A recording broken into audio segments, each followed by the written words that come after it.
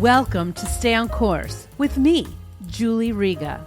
My life has been a roller coaster of highs and lows, but what I know to be true is that when we are grounded in our purpose and savor the sweet moments of life, we are truly a success. Today, you are going to get the ingredients for success because life is salty and life is sweet. Together, let's explore the possibilities of our own lives and learn from thought leaders around the globe. Ready, guys?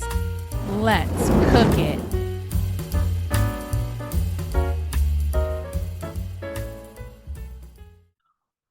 Welcome, everyone, to the next edition of the Stay on Course podcast. Today, I have the most amazing guest, Kevin P. Henry, who is a consultant, trainer, and writer who focuses on nonprofits, leadership, and businesses with a focus on diversity and inclusion. Kevin, welcome to the Stay on Course podcast.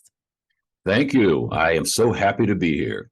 So before we get started into this amazing topic that we have today, which will be navigating through a diverse world, what I ask all of my guests is, what is your favorite food? Nothing will get me running to the table quicker than meatloaf and mashed potatoes, followed by cheesecake. Ooh. It's like an addiction. Oh, do you make the meatloaf yourself? I don't make anything. My wife is nice enough to make great meatloaf. I will go eat meatloaf at 7-Eleven if it's there, just as long as it's meatloaf.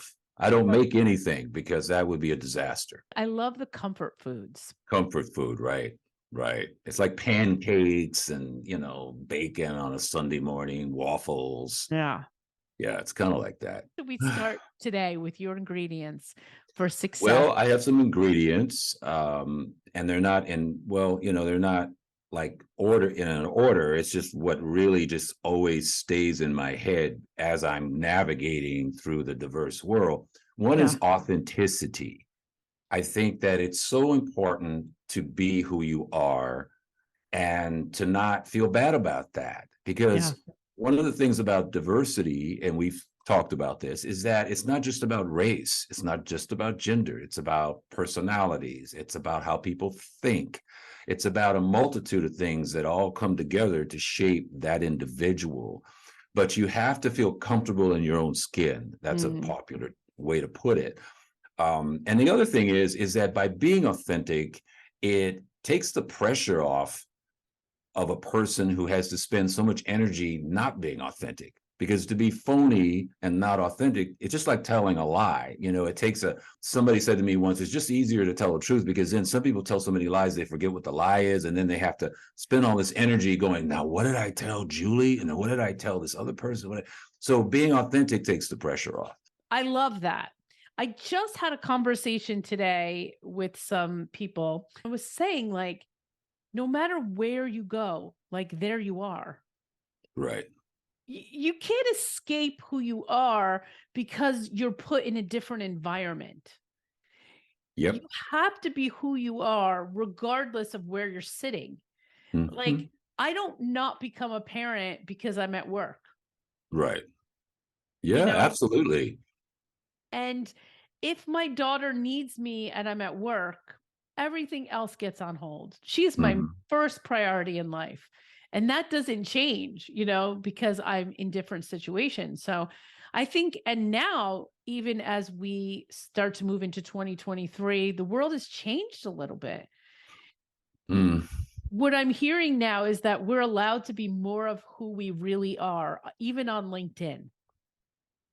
Yeah, I think that there's a movement or a pattern of, you hear words like empowerment, and you hear words, authentic is a popular word. The podcast that I do is called All the Way Authentic, because it's about the life that we're leading on this planet. We only have so much time to be in this particular life. So why waste it in a job that you hate, or in a relationship you're not into? You need to be true to yourself, and that's where the self-esteem comes in, which is number 2. But but I think we're living in a society where there's more openness and more tolerance, if you want to say that's what it is. Unlike 30, 40 years ago, when people were afraid to, say that they were gay, for instance, because of, retribution and pushback and hostility. And it's so interesting because when I think about diversity and I think about authenticity, the two of those things kind of go together in a sense, because we are so diverse even as individuals. There's so many aspects of us that are so different, and we don't always fit in. Like, think about that. Like, how many tables I sit at that I'm like, well, they're just so different in even the way they think than what I'm bringing to the table. And that's what lends itself to the high performing teams even, is that if we can really value the differences of backgrounds and thoughts, then we can build programs that have innovation and have different kinds of components that would not have normally been there. Well, it's so important what you just said too, because by bringing in diverse thoughts and valuing that, it also, from a business standpoint, helps you really be more effective when it comes to your clients, your customers, because the world is changing. I mean, I worked for a city called the City of Bellevue in Bellevue, Washington for 20 years. When I first got there, the population, the non-white population, was about 10%. Today it's over 50%. So if everyone in Bellevue decided, well, we're just going to keep doing things the way we've always done, and we're going to have the same people at the table, then as a city entity, they would not be effectively serving all of their community. So it's really important to have those diverse voices, because you don't know what you don't know. And let's face it, we all live in our own little bubbles. So just because life is a certain way in my little neighborhood doesn't mean, 5 miles east of me, it's the same. It's true. We're all Yeah. having a bit of a different experience. We're having the same human experience, but we're having a bit of a different experience because of the backgrounds we bring into the mix. Mm-hmm. Right. So I love that. Okay, so that was ingredient number one, authenticity. Where are we going next, Kevin? Well, number two for me is self-esteem, because I think that I've worked a lot in the mental health field. I've worked with youth. I've worked with people that have been in prison. I've worked with a lot of people who have gotten into situations. They're good people, but they've been manipulated, or they felt peer pressure. So many teenagers that I've talked to that wound up in jail or juvenile hall. Well, I wanted to be one of the guys, or I went along with the crowd, or some young ladies, unfortunately, who had been assaulted. So, well, I wanted to be, wanted by this guy. I need to be, and the whole thing. So I think if you have self-esteem and you feel confident about yourself, you can withstand a lot of pressure about, forcing you to be not authentic. Well, you have to dress, well, Julie, you have to dress a certain way and behave a certain way if you want to be accepted and popular. Well, a person with strong self-esteem hopefully will say, that's fine for you, but I know who I am. I know who I want to be. And if you don't want to have a relationship with me, or you don't want to work, or you don't want me to work for your company, that's the way it has to be. So I think that that's really important, because you have to rely on yourself and value yourself and have your own self-respect. I think is super important. What kind of advice do you give to people that may not be there with their self-esteem? Well, I think one thing I've always told people is, take an inventory of who you're associating with. Who are you around? Because there are people who can have a negative influence, who can tell you, well, Julie, you shouldn't go to college. You should just get married and have kids. And if you're around people who are constantly not supporting you and dragging you down or gaslighting you and say, oh, you just need to, go do this and give up on your dreams, then it's like you start to take that into your soul. It starts in your head, then it becomes a part of who you are. And I've talked to so many people who will say, well, I'm not even going to try to do this because, my parents said this and my best friend told me that. And so that's one thing. I think the other thing is that your true friends will accept you for who you are. When it comes down to it, and you need somebody who's really there for you. And part of this comes from growing up in Hollywood and working in the entertainment business, where there's a lot of people who are not being authentic because they Yeah. feel like I can't be myself. I have to play the game. What is your next ingredient? My next ingredient is being open to change and allowing yourself to be vulnerable, to be able to say, I screwed up. Oh, wow, I didn't know that. In the diversity arena, I do a lot of training. I work with a lot of people who it's almost like they're afraid to reevaluate who they are. They're afraid to go, I might have some bias. I might have some racism in me. I might have, they don't want to look inward. And then they will dig their heels in and say, well, I know exactly how Latinos think because my gardener was Latino and he was a good guy. And so I know one Latino, so I'm an expert now. Or I watched a documentary on women of Afghanistan, so now I'm an expert. Because I think it's because they're afraid to find out what they don't know and maybe have to go, wow, I was really off track here. It's just like in a marriage or a personal relationship. You have to be able to say, dear, I'm sorry, I screwed up. Let's try and fix this. Why do you think they have marriage counselors? Right. So I think that's very important because we're all human beings who need to grow. There are just things you don't know about people. Just well, by you told me some things I didn't know about you before we even went on. I mean, how would I know? But well, yeah. And what we talked about was that, here I am, I have like this Italian last name, but the truth is that I have a Jewish mother who literally survived the Holocaust. And my grandmother was taken from her family, and my grandfather's family were literally killed on trains. And, that's my history. You can't see that by looking at me because I literally have the blonde hair and the blue eyes of the Germans that were like, coming for my family in a sense. That I look like one of them, which is a really weird thing, right? It's like, okay, but I do sort of resemble the Italian side of my family, but if I had darker hair, you wouldn't know who I was. In Europe, nobody knows like where I come from. They can't figure it out. So it's weird to be that. It's like, well, you can make a judgment of who I am, but you won't know who I am until I tell you my story. Absolutely. There's some studies that have been done that kind of indicate that when you meet a person for the first time, the brain can only absorb and take in so much information, so that it's human nature to want to categorize people. We do it. I mean, I do it. If I see a certain type of person wearing a certain, garb or whatever, a little thing pops into my head, a little stereotype or a little assumption. And that's where that openness to be willing to go, I thought Julie was Italian, but I want to find out more, and maybe I was wrong. I mean, I lived in Hawaii for 5 years, and I learned a lot about Hawaiian culture because my experience was only as a tourist, and as a tourist, I'm only seeing kind of one dimension of Hawaiian culture in one, looking through one lens. So I think that's so important. Yeah, it's interesting.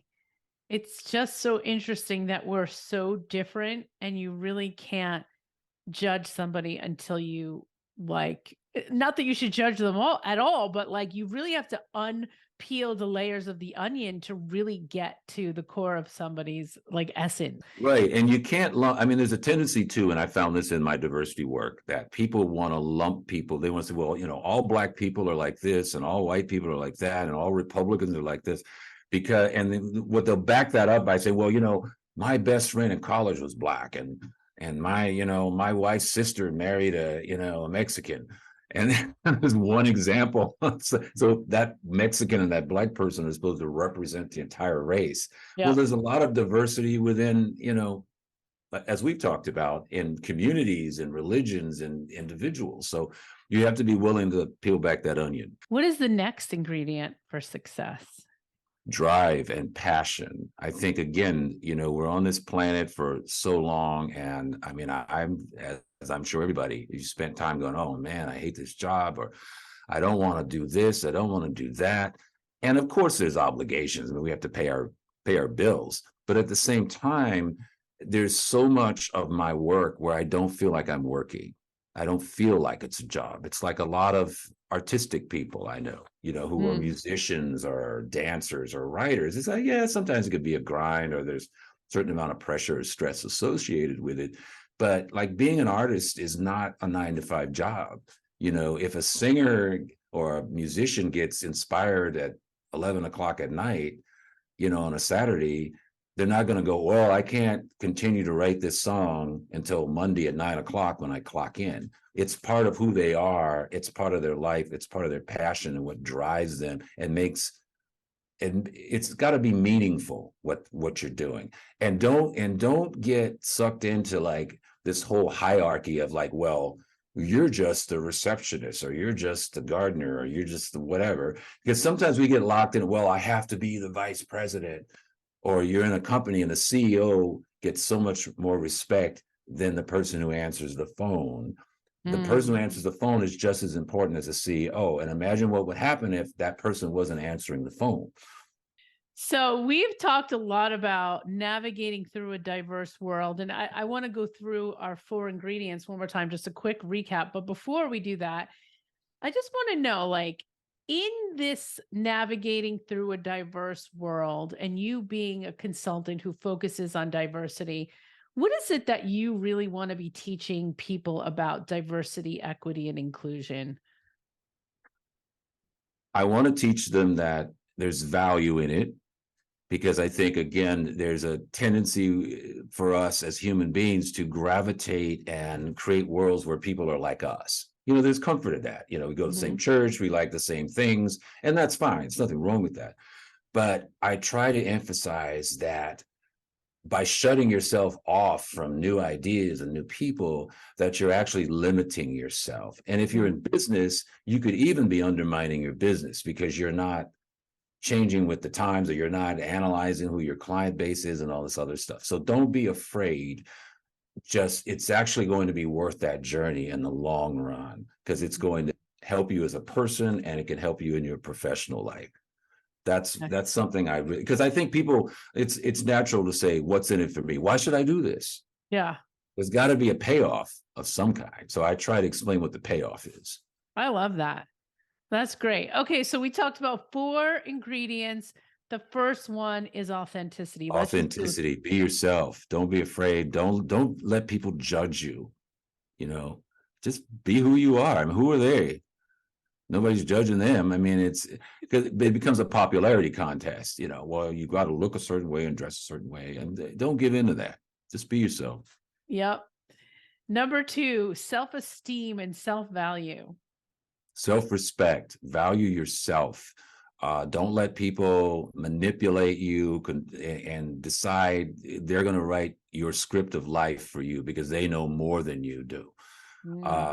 So I just think that's so important, because people get into trouble because of lack of self-esteem, because they feel pressured by peers, businesses. I mean, there's all kinds of influences that could push you down the wrong road. Number 3 was open to change. Yeah, it's very easy, I think, because of fear. Something's different, something's new. Oh, I don't want to deal with that. So, those people moved in across the street, I'm going to move out. I mean, be open to changing the way you think. Look inward. Don't just, in DEI, don't keep asking me, well, what should I do? I say, well, I can tell you what you should do as a business, but you have to understand why you're doing it. Yeah. And that takes self-analysis. That takes going places that you might not feel that totally comfortable in going. And it's not necessarily your fault. If you grew up in a certain environment, you're going to think a certain way usually. And the last ingredient was drive and passion. Yeah. Passion, if you love something, you're going to put a lot more energy into it, for one thing. And you also need to have that consistent drive, because you're going to come up, whether you're starting a new business, whether you're auditioning for a play or something, you're going to have setbacks. You're going to have people that say, well, thanks for coming in for the job interview, but we went with someone else. So you have to keep the gas in the tank, so to speak. You can't let the tank go empty, because maybe it's that 14th interview or audition that you go on that totally changes your life. So you have to have that drive. Yeah. And it's so easy to give up. It really is. And I just feel like success is around the corner for the ones that don't give up, right? Mhm. Yep. I think about that often because there's things that I've given up on and I don't know. I'll never know. I'll never know what could have been if I just didn't give up. Well, somebody said to me once, the answer is always no until you ask. So that's the other thing is like, I like to take calculated risk. It's kind of like, well, what's the worst that can happen if I apply for this job? Because people say, well, I don't have the experience. They talk themselves out of things, but I'm thinking, well, it's an hour of your time to go in there and fill out an application. Who knows? Who You knows? might have come in at the right time, or somebody just quit and walked out. I mean, you don't know that, but until you go out and actually do it, you're not going to have any chance of success. We just went through the 4 ingredients for success in navigating through a diverse world. Where can this audience find more about Kevin Henry? Yeah, it would be at kevinphenry.com. Great. Any final thoughts for the Stay on Course podcast listeners? I've really enjoyed the conversation. I think that it's a journey. I keep telling myself that, and a journey. You don't know exactly where you're going to wind up. You don't know what's going to happen tomorrow, but it's a little scary at times, but it's also exciting. Amazing. Well, Kevin, thank you for being on the Stay on Course podcast. Are you looking to unlock your full potential on your leadership journey? Well, look no further than the Stay on Course podcast. I'm Coach Julie Riga, and I'm here to help you discover your personal purpose and how it connects to work. With my solutions, you'll learn to be present in the moment, bounce back from setbacks, and manage your time effectively. If you are ready to take the next step, why don't you schedule a one-on-one coaching session with me, or join one of my workshops, or even become part of the Stay on Course learning community. Visit stayoncourse.io today, and let's move forward towards success together.